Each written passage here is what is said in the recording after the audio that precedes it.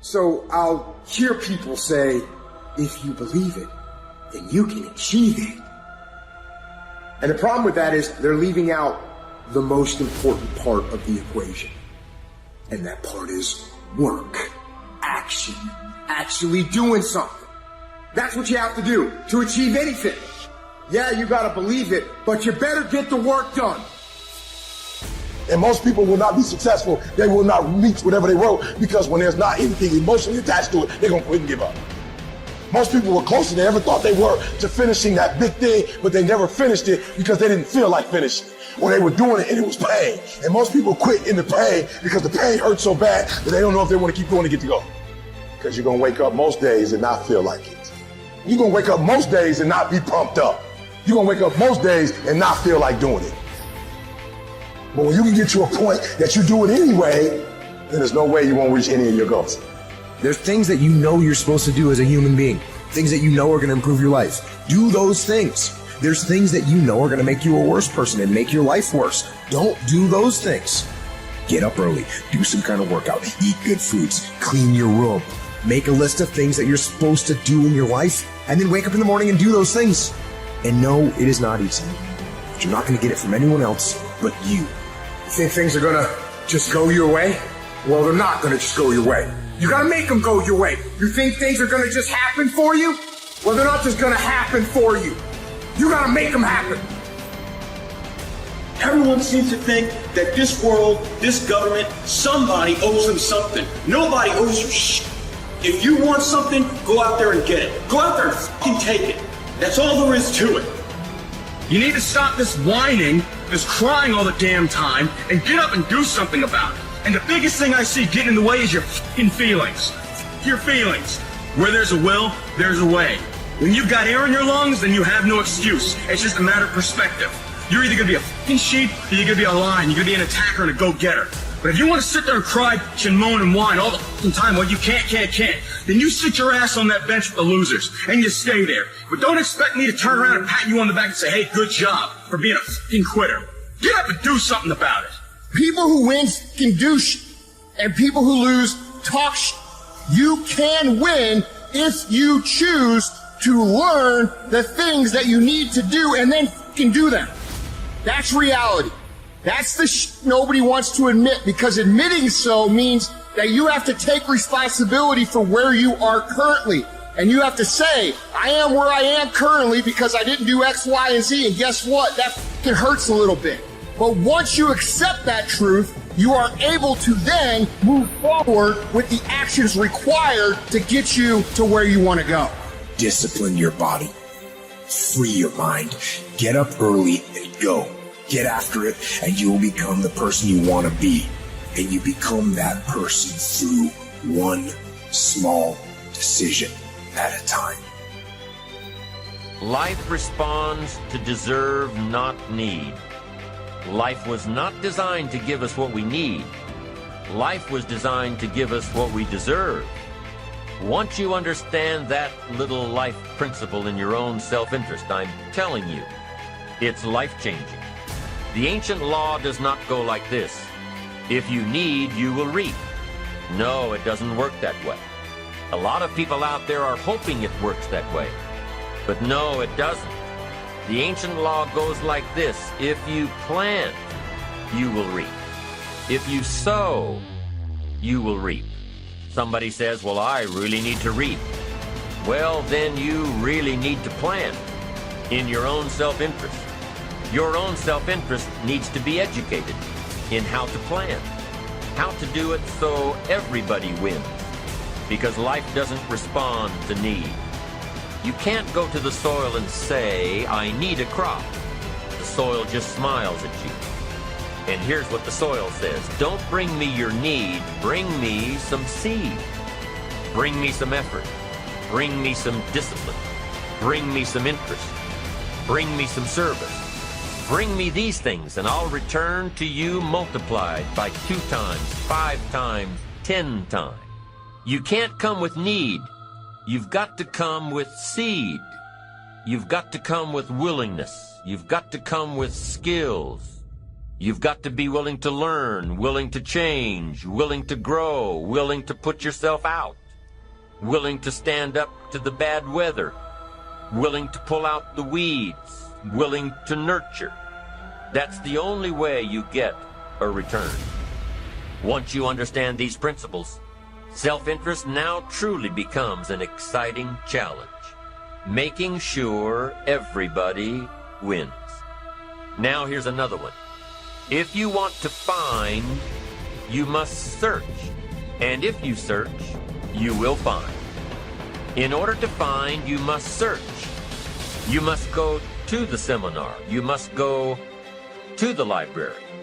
You've got to go to the bookstore. You've got to go to the class. You've got to go searching. Why? If you search, you will find. You'll find ideas. You'll find inspiration. You'll find hope. You'll find contacts. But you've got to be out there, on the search, on the look.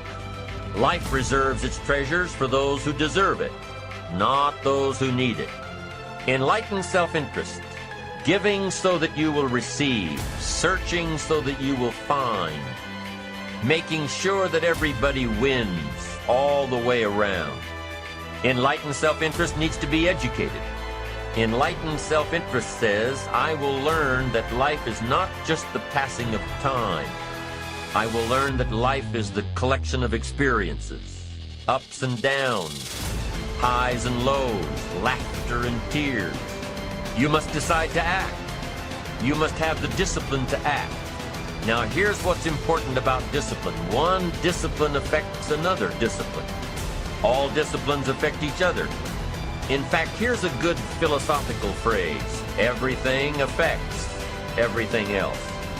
Nothing stands alone. Don't be naive and say, this doesn't matter. Of course it matters.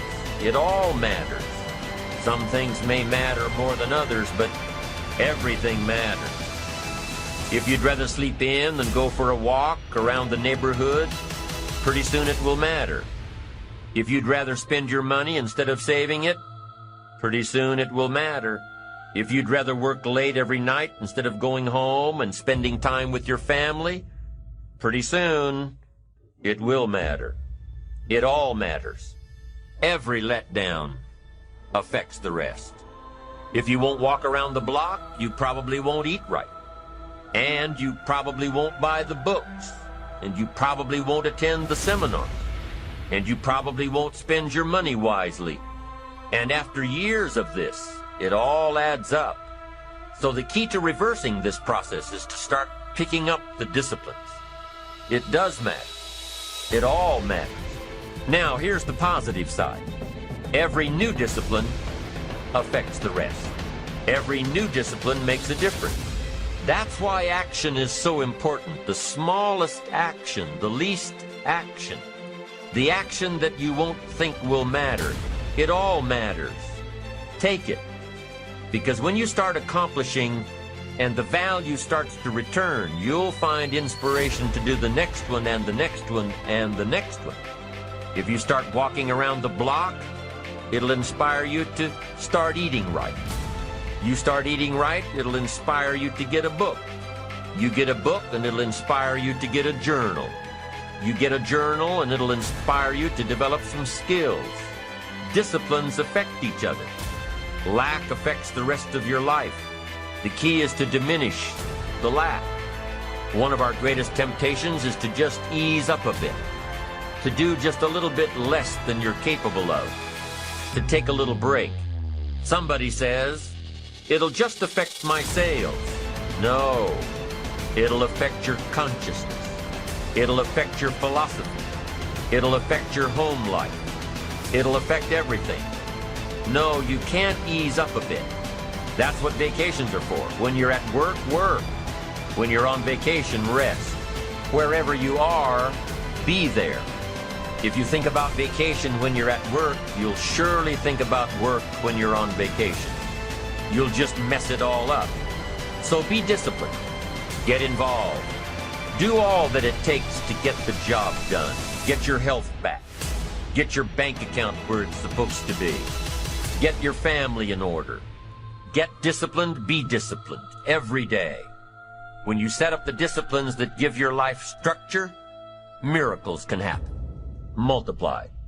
And I'm telling you, anybody who wants to make a drastic change in their income can do it. I was broke at age 25 and a millionaire at age 31. Everything around me was the same. I changed. I refined my philosophy. I read the books. I took the classes. Started looking at life a little differently. I'm telling you, it worked. There's no secret to success. There's a system to success. The system works if you work it. If you don't work it, it won't work. But it works if you work it. And that's one 4-letter word that most people don't like. They're not willing to work. I have a friend who invited me to her brother's house to help him to get off drugs, to introduce him to a drug program that can help him. And I said, these people can help you, but you've got to be willing to do the work. And after we finished, he asked us to leave. And I'll never forget what she said. As we were going down the steps, she said, Les, I do apologize for wasting your time, but I realized when my brother knew that it would require work for him to get off drugs, that most people won't participate in their own risk.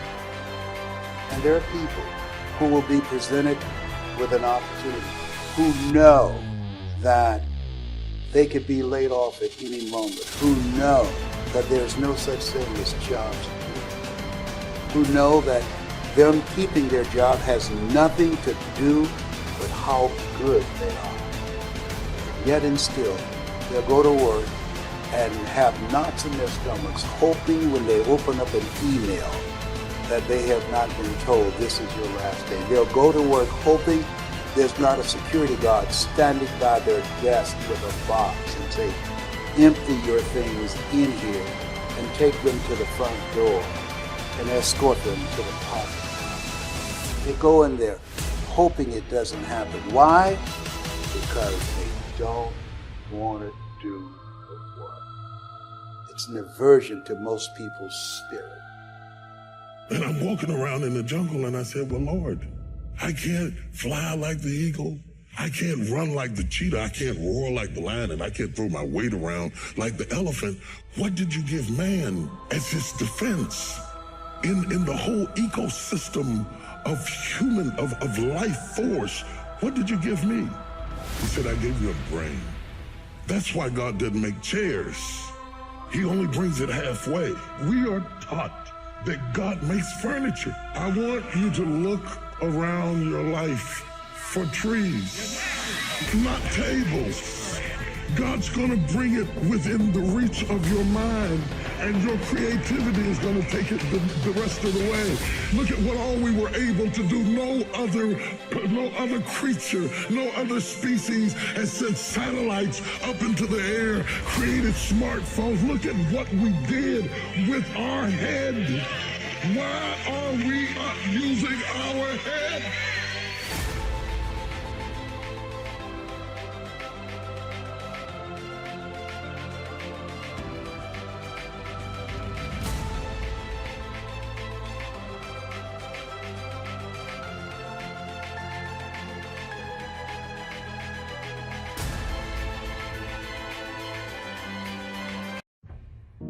I think it's the loneliest thing in the world to have people around you, but you can't really touch them and connect with them for who you really are because you just keep trying to give them who you think you're supposed to be. That's a lonely place. You think this message is just for single people? It's not. You think I'm talking about people who don't have followers on Instagram? I'm not. I think we all have spots. I used to not think that. I used to think certain people didn't. I used to be embarrassed because I thought I was the weird one. I think we all have insecurities. We don't wear them on the outside, so sometimes even the people who love us can't see what we really wrestle with.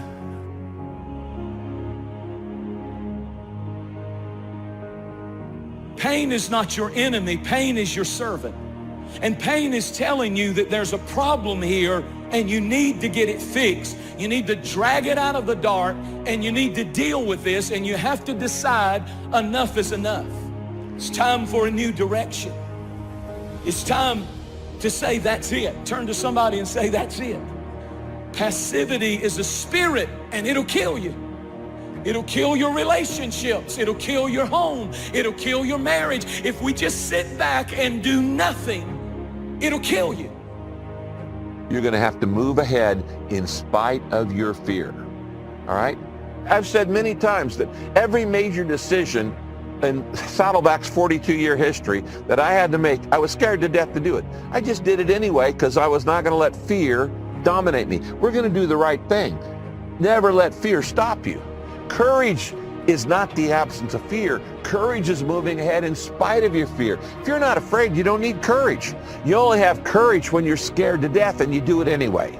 This is the truth, is that so many of us say that we want to change, but many of us are unwilling to pay the price to change. And really, all of change comes from not focusing on what you can't control. It comes from focusing on what you can control. All of change has a price tag attached to it. That today, each and every one of us, we have to count the cost. Do we actually want to change? Are we willing to pay the price for change? Stop expecting out of people what only God can give.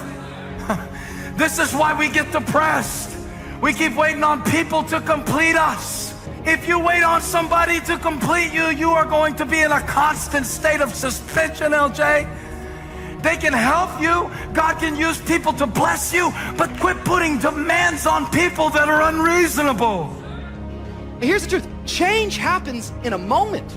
It's results that require time. I just think there's so many people that are living today, especially in 2021, and we spend more time on our excuses than we do on execution. We're just full of excuses, just full of reasons as to why we can't start now. Oh man, I'm gonna start tomorrow. Some of you, you started the fast, and because you failed 3 days in, you just gave up on the rest of the 18 days. No. Start today, begin again. You're failing in realizing that the most valuable thing that you have is today. More and more people seem to be losing control of their lives, enslaved with habits that are robbing them of joy, robbing them of peace. They need healing of fear, healing of resentment and anger. The moment that you reach into the darkness and stop hiding your issues and you pull them out into the light, healing begins. Why would you ever choose to fight time when you could have time on your side? Who wouldn't want to harness the great river of time that flows through all of life? Why wouldn't you want to use the power of time to generate power in every area of your existence, to turn the turbines of your hopes and dreams, to charge your every aspiration with lightning bolts of electricity? Well, there is only one way to make time work for you, not against you, and that's with patience. I wonder for us, has never enough become our normal? Like, I'm not talking about last week or the week before that, and I'm not talking about bank account. I think the spirit of this age is the spirit of never enough. We can never get enough information. We can never get enough what we call connection. So now we call ourselves connected in the world because we have social media. See, to us now, it's just completely normal for us to be overloaded all the time and just to have access to everything that's happening in the world. And then we wonder, why are we so fearful? Why can't we feel? It's because we were never intended to carry so much in our minds and in our hearts. But to us, it's just normal. Many of us are used to never really getting a good night's sleep. It's just normal. You need to make a plan. If you're going to build a better future, you got to have a plan for your life. You have to have a life plan.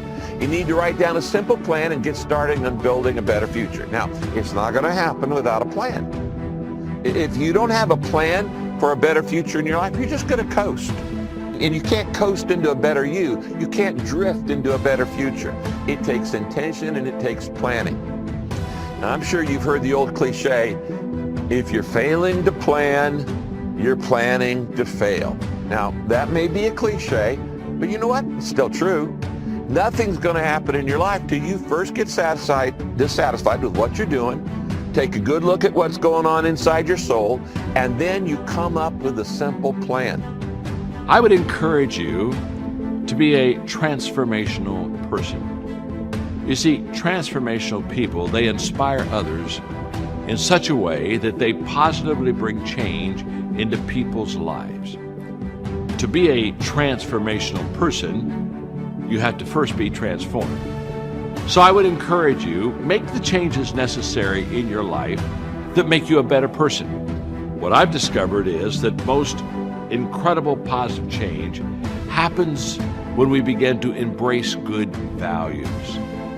You have to kind of leave something to go to something, and what I encourage people all the time is leave the bad habits to go to the good habits, and leave the bad values and go to the good values. That's where you begin to see the change, the transformation take place. Here's what I do know. The moment that you see the change happen inwardly, it begins to positively affect the behavior outwardly.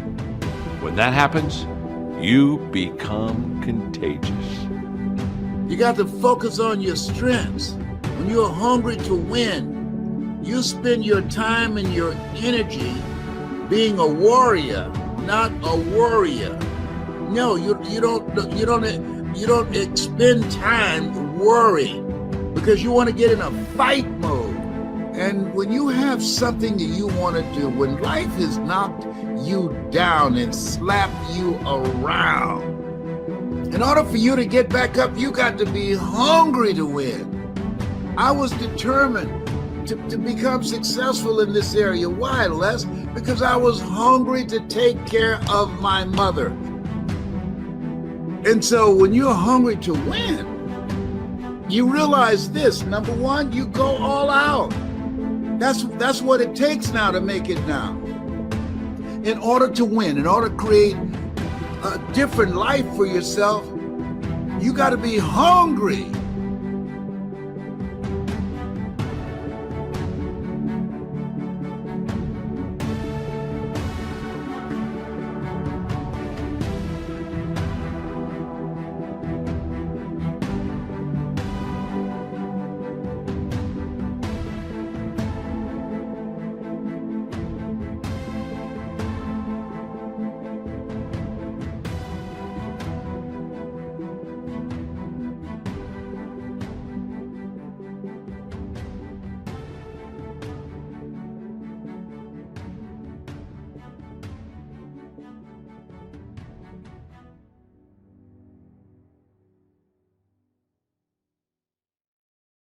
How do you do it? Should more leaders be in psychotherapy? Should they be mountain climbing? What are the mechanics of changing a limitation? I mean, after all, if it's your own limitation, presumably, you put it there. You're probably attached to it on some level. Well, unconsciously maybe, but let's just talk about how it happens. People are not one way. We are a reflection of the states we're living in. When you're in a frustrated state, an overwhelmed state, a tired state, your brain processes completely differently than if you're in a passionate state, whether you're feeling determined, whether you're feeling committed, whether you feel completely resolved. So learning to change the leader's state, learning how to change your own state. Because, people, one of the silliest questions I get asked is, you're not really that happy, are you? You have bad days, don't you? Of course I have, bad times. But I don't have bad days anymore, and it's not BS. It's because I've trained myself like an athlete to go in these peak states so often that they're just natural for me. It's like building a muscle. So it's not like I'm so smart or I'm just so positive. It's just like, why would I waste my time stressing out? I have a 90-second rule. I'll stress for 90 seconds, but stress is not going to solve it. Let me put myself back in a different state. And so the way I do that is I use my body. Because I've done this with athletes for decades, with billionaire businessmen. If you see somebody gets in a slump of some sort, great athlete, Paul Tudor Jones, one of the greatest financial traders in the history of the world, I've coached him for 22 years. When I came to see him, this is a man who made 200% in 1987 when the stock market had its biggest single crash in the day, percentage-wise still. He made 200% for his clients, more money than anybody could dream of. Then he went to the moon and he went down to Earth, and then he lost money. So I was brought in to turn him around. Well, how do you turn a guy like that around? Yeah. I watched him. His shoulders were down. He was breathing like this. He's sitting like this all the time because he'd been through these failures, and it started to get stored in his body. Now, in this state, this man is a genius, couldn't do it. So I watched films when he was at his best, and he's like standing up and he's doing this, he's this, what to do, sell this, make this happen. And the movement, the intensity, the way he used his face. And so I showed him a video of himself today. I showed him a video when he was at his best. And I said, what do you notice? He was like, those are two different people. I said, yes, but we can get back to this guy by just using the body first. Trying to use your mind, you'll go in circles. But I've been teaching for years that a radical change in your body instantly changes your biochemistry. 38 years I've taught it. 2 years ago at Harvard, they did a study, scientifically proven what I've been teaching all these decades, where they call it power posture. Yeah, the Wonder Woman stance. Yeah, standing like Wonder Woman or Superman for 2 minutes. Yep.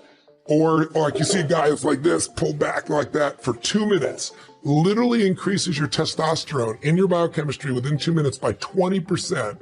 It drops cortisol by 18%, which is the stress hormone, and increases your chance of taking a more risky behavior, which is what's required of a leader, by 33%. 2 minutes. Now that's just standing a certain way. I show people use their voice, their body, their movement, which is 10 times more dynamic than just a stiff stance. And when you change your state, your mental emotional state, you change your performance. Haven't you had times when you have can't remember how to spell a difficult word like the or your own email really or something tired, like that? can't remember like what it your is. cousin's name. Yeah, exactly. Yeah. And then you've had times where you're in the flow where after you do something you're like, I did that. I don't know how I did it, but I did it. Absolutely. I was in the flow. Well, you're the same person. The only difference is state. So training yourself to be in a peak state every day. I mean, you think about like a great businessman. Think of a great entertainer like Elton John has been around in rock and roll for what, 40, how many years is it? 40 years? 70s, yeah. Yeah, I mean, it's mind-boggling. And most people still like some sample of his music. Well, he's got to have days when he gets up to entertain, when he thinks, if you make me sing that Daniel song one more time, I'm going postal, right? But he never does. Every single time he's in that same beautiful state. That's not because he's naturally like that. He's trained himself to do that. Like a great athlete trains himself. That's what leaders have to do. The state of the union, the state of the company is the culture. And the culture starts at the head. Whoever that leader is, their state impacts everybody else. So training yourself to be in that peak state is the key to it all. I think ferocity of spirit is critical for everybody, but we all have it. It's like a muscle. Do we all have it? Yeah, we do. Courage unused, though, becomes weaker. Determination unused gets smaller. Passion unexpressed gets smaller. It's like any muscle, the more you use it. And he's been using it for years. His son, though, here's the other thing. He had a reason larger than himself. You see the pattern in all the people that have overcome. He wanted to do for his son. At the time, he told me about his worried about all his employees, and he really cares about his people. But here's the secret, though. You have to make that shift where it's no longer an excuse. If you give yourself an excuse, humans will take it. If you're going to take the island, you burn the boats. And he burned the boats and said, I'm going to find the answer. First, he shifted his psychology, came to my business mastery program, and then he got the skills. Because like I said earlier, it's not just confidence. You got to have skill, and he had both, and he found the way. Show them what you did. Yeah, after that particular business mastery program, again, as Tony says, 80% of it is psychology, and then 20% of it is mechanics or the strategies. Yeah. But unless you get the psychology down, the mechanics don't matter. And I can tell you from that day in November of 2008 where I made that decision that I was not going to fail, and I kissed my lady and said, I'm going back to work. And we went out there and I learned how to export. And when there was no market for steel in the United States, I was able to export to several different companies or several different countries. And we took off from there. We continued to grow. And it was just, again, it's about a mindset. It's about having a level of pride. For me, it was coming from where I come from. The Melio name didn't mean a whole heck of a lot. And I was determined to change that because it's something of what I call generational influence. I'm not doing this for me. I'm doing this for my son. The other thing you should do if you're not very industrious is discipline yourself. And so what do you do with that? Eat 3 times a day at regular meal times. That's a good thing to practice. because that starts to put some stability into your life. Get up at the same time. I would highly recommend all those young people out there who are listening, like, you want to get a jump on life, get the hell out of bed in the morning. You know, as I've got older, I've got up earlier and earlier. Now, that's partly because you don't need as much sleep, but it's also partly because I've got more and more disciplined. Like, get up early in the morning and get your things done. Man, learn to get up at 6 in the morning and you'll be one deadly creature, especially if you can get to work. You'll have half your damn day done by the time other people haul their sorry asses out of bed. And so that's a massive, massive advantage. Look, Warren Farrell, not the comedian, Warren Farrell, the author, he outlined data in Why Men Earn More, which is a book I would recommend, by the way, showing that if you work 13% longer hours, you make 40% more money. It's nonlinear. So you think, why is that? Well, imagine you had 10 employees and one of them works an extra 10%. It's not much. Well, how often is that person going to be promoted, assuming you have a clue as a boss? It's like you're going to look at the 10 people and you're going to think, oh, that guy's always here like 45 minutes early. It's like, why don't we give him the promotion? Obviously, right? So these small edges that you can manage like that, work an extra 10% or extra 13%, have non-proportional payoffs. That's part of the Pareto distribution. So get your sleep cycle organized so you get up in the morning. Learn how to do it. No excuses. I'm too tired in the morning. I don't like mornings. Who cares? That's not relevant. It's like discipline yourself so you can manage it. Schedule your meals, because that's a good disciplinary routine. And then learn to use a calendar, like Google Calendar. Many of you out there do not use a calendar. Okay, a calendar is not a prison, and it's not a tyrant. Not if you use it properly. A calendar keeps anxiety at bay. It makes sure that you do what you need to do, which is important because otherwise you fall behind. But if you use it properly, it also helps you plan what you want to do. So I could say, well, lay out your damn calendar and design the days you would like to have. That's what your calendar is for. So you can put in all sorts of things in there you want to do and that would be good for you. And that's a really good way to start being more industrious. Make a plan. You need a plan for 3 years. You need a plan for the next year. You need a plan for the next 6 months. You need a plan for the next 3 months. You need a plan for the week. You need a plan for the day. You need a plan for the hour. All of that. I make lists constantly of what I have to do. And they're like daily, weekly, monthly, yearly. Right now, I can't look out more than about 6 months, because my life is too complicated and chaotic. But you need a vision of who you could be, what character you could have. 3 to 5 years out, you can't go much farther than that because life is too unpredictable, I think, to make vision that's longer term than that subject to. There's too much chance associated with it to spend a lot of time on. Maybe you can stretch it to 5 years, and in rare cases, you can have a 10-year goal, but it has to be pretty low resolution. But you want plans at all those levels of resolution. You want to write the things down. And because what are you going to do? You're going to stumble around and get what you need? You're going to stumble around and be useful to other people? And it's useful to be useful to other people, They want to work with you then. They want to do things with you. They want to have you around. They trust you. They open up opportunities for you. And if you stumble around like you're blind, you're not going to get anywhere. And then you're going to suffer. And then you're going to be bitter. And then you're going to be cruel. So that's hell. That's a bad outcome. The most important conversation you'll ever have is the one you have with yourself. You wake up with it. You walk around with it. Eventually, you'll act on it. And my self-talk was the most disgusting self-talk of all time. So the sewer of my mind, like I said, you have to go back in there and fix things. A lot of us are afraid. Like right now, 20 years ago, you wouldn't have found me on this show. I was too embarrassed to tell you I stuttered. I lied. All these different things, getting beat up, getting bullied, whatever happened.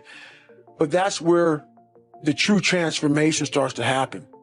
When you can look at people, anybody, thousands of people, one person, and say, hey, this is who I am. And this is where I have to fix myself. And this is where it really happened. I thought it happened when I was in, 19, 18 years old trying to pass this military test. Right. It happened here when I was almost 300 pounds, spraying for cockroaches, making $1,000 a month. And, people call me dumb. My dad called me so many things, it's not even funny. Being beat just stripped me of all self-esteem. This is when I realized I was alone on this earth. I have God, but alone on this earth, and I have to fix everything. So this is where I started to develop an indestructible mental toolbox. Okay.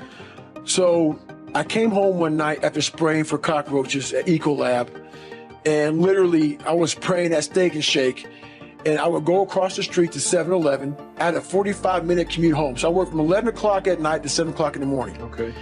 I had a 45-minute commute home.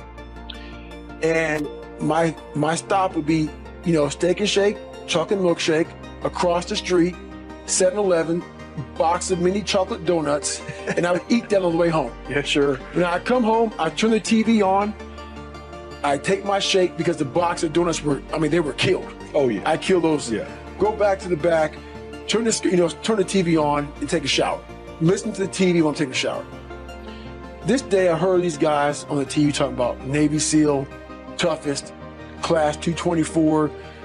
So I heard stuff about Navy SEALs. These are the baddest of the baddest. Now, so I come out and I'm watching this show while I'm drinking my shake. And when you're watching a show of guys who are putting out there and they're quitting left and right. Oh, sure. Just can't handle it. They're going through Hell Week. They show them going through first phase, second phase, third phase, and they're dropping like flies. I looked in this one guy's eyes who was ringing the bell to quit, to put his helmet down out of Navy SEAL training, and I saw myself. And I saw what everybody said I was going to be, which was nothing. What I said I was going to be, that conversation you have, that's who I was. So that's why I lied to people to tell them a different version of the truth. Sure. I had to make all those lies reality. I had to make them real. I had to become a real person. So that's when I put in my mind that I'm going to go to the toughest military training on the planet. And where it has the most water, the thing I was scared of the most, I had to go back. So a lot of us run away from our fears. Sure. And we box ourselves in to a lifestyle of this is all we can do. Right. 'Cause I'm afraid of everything outside this box. Yeah. So I'm comfortable inside this box. I jumped the box. Oh, you did, yeah. For the first time in my life. Mentally, I jumped the box and said, hey, I got to come out here and play. Lesson 1, get an additional 30 minutes of sleep a night. Take it as a challenge. Try to find that space, quiet your mind, and get your 30 minutes of sleep. And you'll see it makes a really, really big difference. My sleep habits were horrendous, to say the least. I mean, I've always had a hard time sleeping. I couldn't figure out how to shut my brain off. So what made the light bulb come on is that I went out there and played a game, and I played like crap. And I was like, why am I playing like crap? Because I've been practicing these same moves over and over and over. But yet, I couldn't execute them properly. I was feeling sluggish, I was feeling lethargic, and I knew it wasn't because of my training, because I had trained obsessively. So then I started looking at other things. And that's when I came to the realization that, hey, Cole, you're not 21 years old anymore, buddy. Like, maybe the fact that you're sleeping 2 or 3 hours a night, maybe that has something to do with the fact that you're playing like crap. And that's when I started really evaluating those things. And I'd say lesson 2 would be just 5 minutes of quiet time. 5 minutes for you to be mindful and to just sit and find that inner voice and just kind of listen to the self. And preferably would be in the morning as you start your day. I meditate every day. And I do it in the mornings, and I do it for about 10 to 15 minutes. And I think it's important because it sets me up for the rest of the day. It helps me. It's like having an anchor. It's if I don't do it, I feel like I'm constantly chasing the day, as opposed to being able to be controlled and dictate the day. Not that you're, calling the shots on what comes forward, but the fact that I am set and ready for whatever may come my way. You know, I have a calmness about whatever comes my way and a poise. And that comes from starting the morning off with meditation. For me, it's really just listening to my inner self. I mean, that's basically it. Like you sit in silence and you just allow these thoughts to come forward, and you get a chance to observe the self and things that may be lying beneath the surface that if you don't have that time to sit quietly on your own, you'll never pay attention to. You know, because if you think about it, like, the reality is we're paying attention to so many things that are going on around us. We're constantly taking selfies, we're constantly taking pictures to post on Instagram and all these other things, and we're constantly observing everything that's around us, but we don't take the time to really observe what's going on inside of ourselves. And that's what meditation is for me. In 2000, we had a new head coach that came to the Los Angeles Lakers by the name of Phil Jackson. And Phil was just coming off of winning 6 championships with the Bulls. And he was really big on mindfulness and really big on meditation. And it wasn't an option for us. So we'd sit in our film room and he'd turn the lights out and we would meditate as a group. And he'd teach us mindfulness. And it really connected with me because he was teaching mindfulness through something that I was extremely passionate about, which was the game of basketball. So it was told through the lens of, this is going to help you here. And so I had this curiosity about it. And that was my introduction to meditation. And then seeing the poise that we play with, the fact that we can be in a hostile environment with fans yelling and screaming and, you know, pressure situations, and it having no effect on us. Because we were never too high, never too low. We were just in the moment and felt very secure in who we were. And that was my introduction to meditation. I had a great experience, which really I learned a lot about meditation through this experience. I was on a jet ski, and I took the jet ski out in the ocean, and I just kind of sat. And I just let the current just take me wherever it was going to take me. And I really saw a lot of meditation through that moment because I wasn't trying to control the moment. I wasn't trying to force myself upon the waves and dictate where I was going to go. I just let the waves take me there. There was a lot of peacefulness involved in that.